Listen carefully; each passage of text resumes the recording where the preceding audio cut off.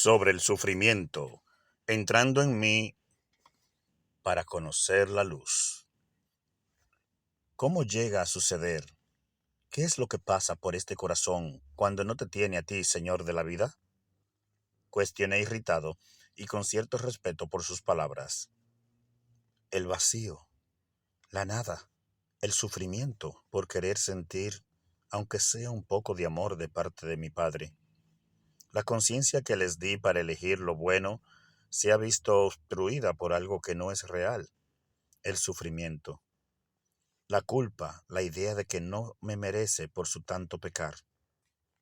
Claro que es real, intervengo convencido de mi punto. Si tú mismo sufriste en la cruz por nosotros, cualquier pecador como yo lo sabe. No se sufre lo que con alegría se ha aceptado. El que vive en mí no vive para la carne, sino para el espíritu. El espíritu se alegra cuando hace el bien. Hacer el bien no siempre es agradable para la carne, porque esto le cuesta sacrificios. El sacrificio es una decisión basada en un bien mayor. Eso fue lo que hice en la cruz y jamás lo hice con despecho, por miedo o por ser un mártir, sino por amor, con la alegría que nace del gozo del espíritu. Sufrir es distinto al sacrificio. El sufrir produce vacío, y el vacío es no tener a Dios en tu corazón. Siendo así no tienes amor, pero Dios es amor.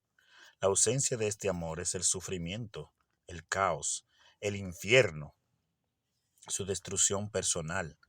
Al vivir este corazón sin Dios, sin su Creador, su vida fallece.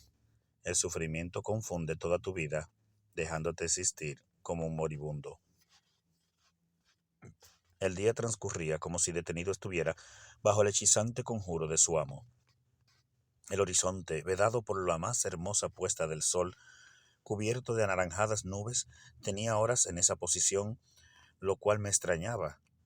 No simulaba desesperación ni encargo alguno de que su hora de moverse hacia el otro lado ya le había llegado. Aquel horizonte estaba sereno, calmado, como si escuchara atentamente algo importante, a diferencia de mí que solo exigía. Todo era quietud, cual si la vida misma apagara su sinfonía hermosa para escuchar las misteriosas palabras del hombre que se creía a sí mismo ser el Señor de la vida, como si el sol no deseara ocultarse esperando el final de aquellas palabras llenas de vida. Quise aprovechar y cercar toda duda interior sobre este personaje de pantalón jean retorcido, camisa guayabera y pelo rizo.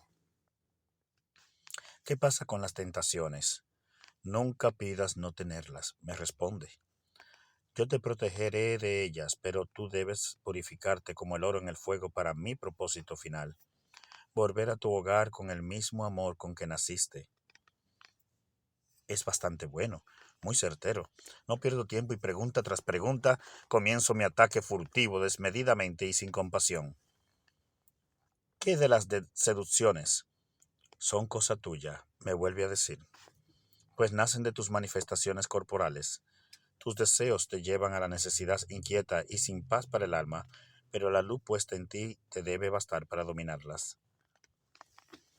No me sorprende que sepa tanto. Cualquiera hoy día con un poco de lectura y una buena conexión al Internet podría decirme esas cosas.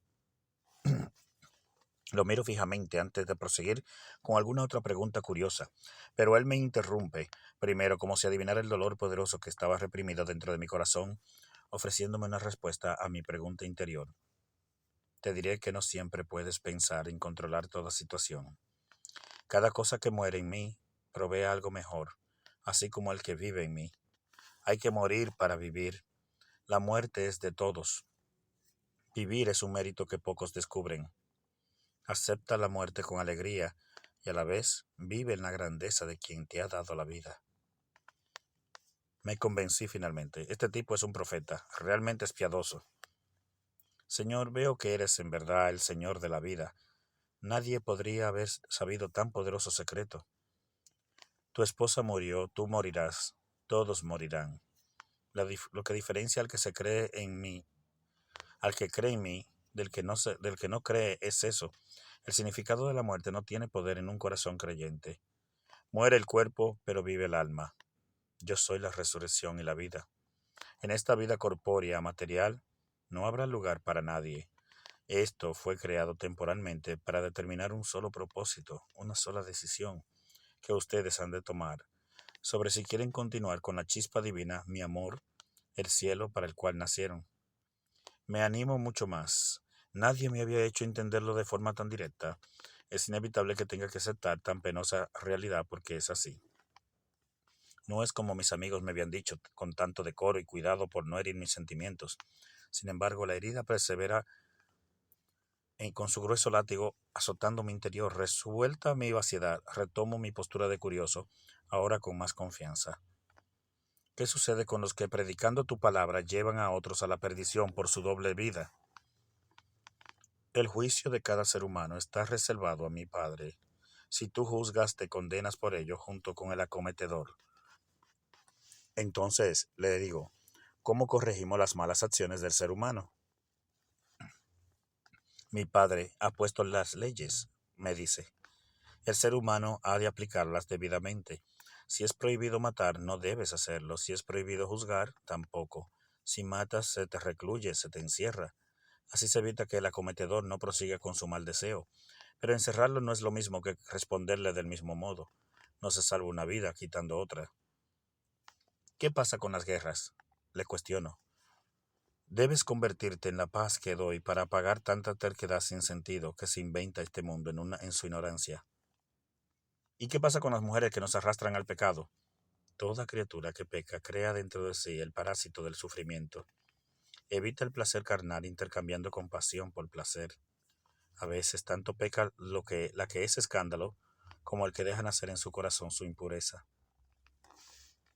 Wow, sí que es bueno. Ahora le voy a preguntar una cosa más íntima todavía. ¿Qué es la belleza?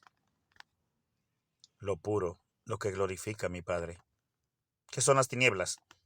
Todo lo que te aparta de mi Padre. ¿Estamos obligados a batallar contra las personas de otra religión? Hay que dejarlos, me dice. El que no está en mi contra, conmigo está. Nuestra batalla no es contra fuerzas humanas, sino espirituales.